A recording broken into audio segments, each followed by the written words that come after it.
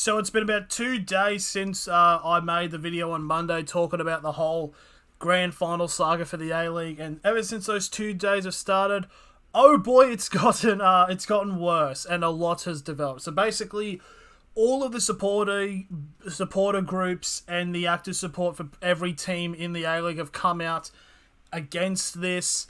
There's basically talks at the 20th minute. All of them are going to be walking out.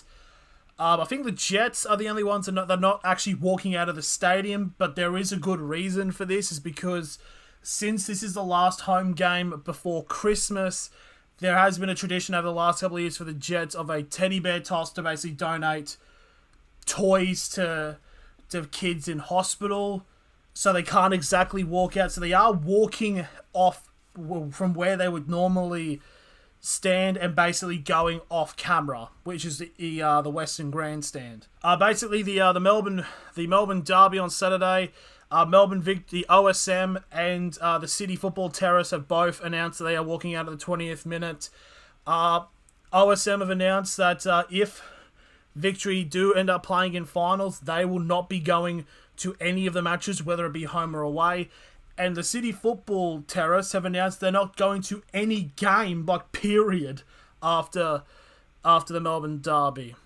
It's basically all unraveled, but there was a meeting, not a meeting, but a vote that was done by the owners saying whether they want to continue with this, and it ended up 8-4 in favour of continuing with it. And it actually there is a list of who voted for and who voted against continuing it. So obviously, yes, my club, the CEO of my club, the Newcastle Jets, voted in favour of this. However, I feel like there wasn't really much of a choice, because the Jets don't have owners. They're basically owned by a contingency of A-League clubs. And I'm feeling like, I think it's like 3 or 4 of them, and I'm fairly certain all of them actually voted yes, so the Jets really had no choice, and they basically put Shane Matisse in as sort of like an APL puppet. But yeah, a lot of people are pissed in terms of continuation. Just so many articles being talked about, and this is the weird thing, it's like, this is probably the most talked about the A-League has been in years, and unfortunately, once again, it is for negative reasons. But yeah, the fans are starting to fight back. Obviously, there was this statement that was put up by the A-League, basically, and I'll read out this statement that was put up about yesterday. The Australian Professional Leagues, the APL club chairs, met today to reaffirm their support for the partnership with Destination New South Wales.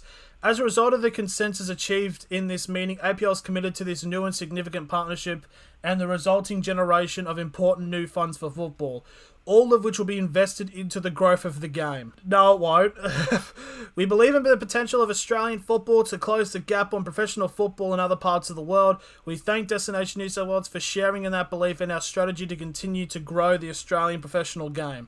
Our immediate focus will be to work with partners to ensure accessible travel and accommodations for all travelling fans, and to build a festival of finals football worthy of our game.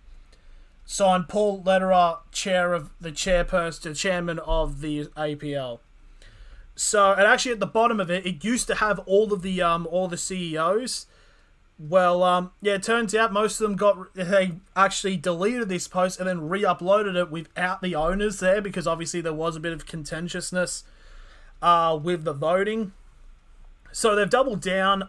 It turns out there's actually going to be a meeting with the people, with the chair people again, this time in Melbourne, to probably discuss this. I feel like nothing will come out of it, but be interesting if somebody would try to find out where they are, so A-League / football fans could take it up directly with them. Yeah, so that's pretty much, very loosely in a nutshell, what has developed over the last couple of days.